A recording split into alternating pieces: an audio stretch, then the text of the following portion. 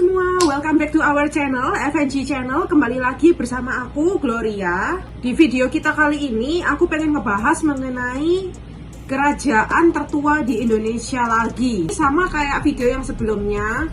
Jadi di video sebelumnya aku ngebahas mengenai kerajaan Ansarunai. Nah, kerajaan Ansarunai ini kerajaan yang lebih tua dari kerajaan Kutai. Jadi kan kayak di buku-buku sekolah gitu kan, kayak yang udah kita pelajarin, kerajaan Kutai itu adalah kerajaan tertua di Indonesia. Tapi sebenarnya masih banyak kerajaan-kerajaan lain yang lebih tua dari kerajaan Kutai.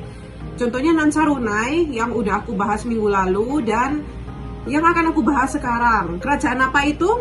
Yuk ikutin terus.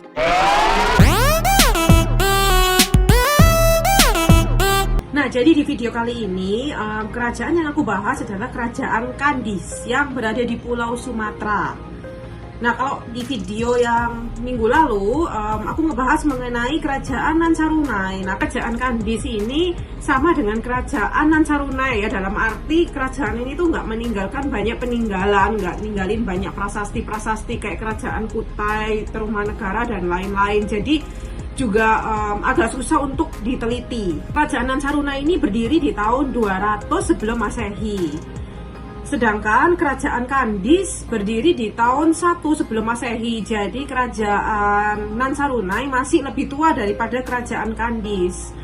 Tapi kerajaan Kandis masih lebih tua dari kerajaan Kutai.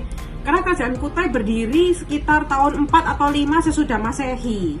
Kerajaan Kandis ini diperkirakan berada di Lubuk Jambi, Kabupaten Kuantan, Singgingi, Riau. Ini petanya aku udah taruh di sini. Di ratusan abad sebelum Masehi itu sepi, nggak banyak penduduk. Tapi lama-lama tambah banyak penduduk sehingga diperlukanlah pemerintahan di daerah Lubuk Jambi. Karena diperlukannya pemerintahan ini, berdirilah kerajaan Kandis. Jadi pendiri dari kerajaan Kandis ini diperkirakan merupakan keturunan dari Alexander Agung di Makedonia.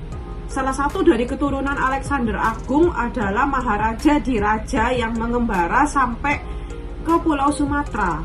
Kemudian diperkirakan Maharaja Diraja mendirikan sebuah istana di Lubuk Jambi yang bernama Istana Damna.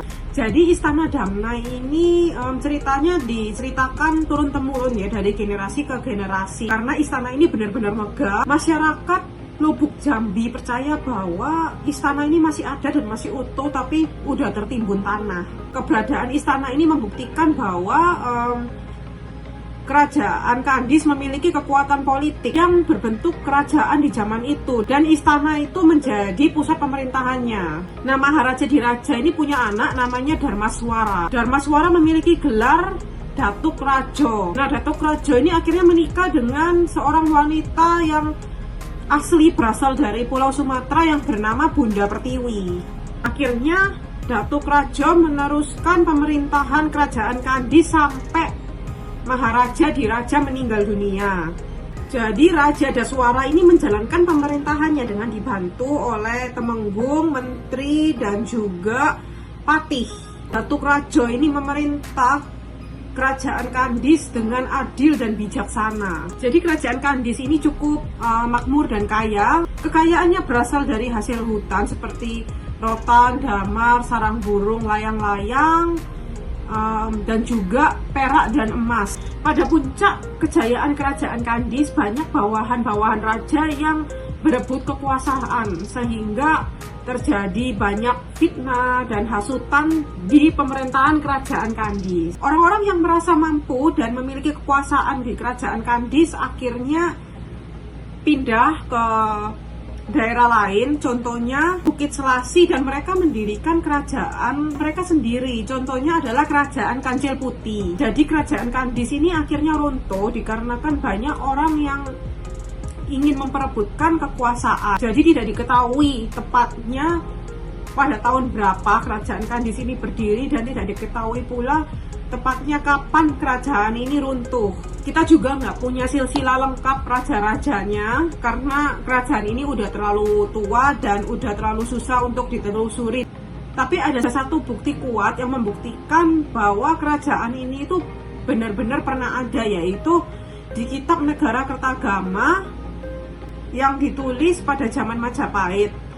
Jadi kitab ini menyatakan bahwa ada sebuah daerah yang bernama Kandis yang menjadi kekuasaan dari kerajaan Majapahit. Jadi kerajaan Kandis ini sangat kaya akan emas, sehingga Datuk Rajo memerintahkan untuk membuat tambang emas di kaki Bukit Bakar yang dikenal dengan nama tambang titah, yang artinya tambang yang dibuat berdasarkan titah raja. Nah, sampai sekarang ini bekas tambang emas itu masih ada dan tetap dinamakan tambang titah. Sekian video singkat hari ini mengenai Kerajaan Kandis. Semoga informasi yang aku bagikan kali ini bermanfaat untuk kalian semua. Kalau misalnya aku ada salah, bisa dikoreksi di komen. Dan bagi kalian yang punya pertanyaan-pertanyaan, aku bantu jawab sebisa aku. Bagi yang suka video ini, bisa klik tombol like dan subscribe. Sampai jumpa di video-video berikutnya. Dah.